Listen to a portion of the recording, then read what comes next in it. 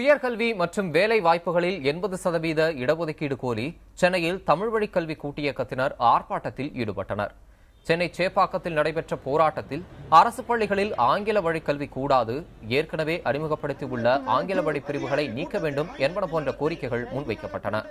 பின்னர் தலைமைச் செயலகம் நோக்கி பேரணியாக செல்ல முயன்றபோது பழ நெடுமாறன், பே மணியரசன் உள்ளிட்ட 300க்கும் மேற்பட்டோர் கைது செய்யப்பட்டனர்.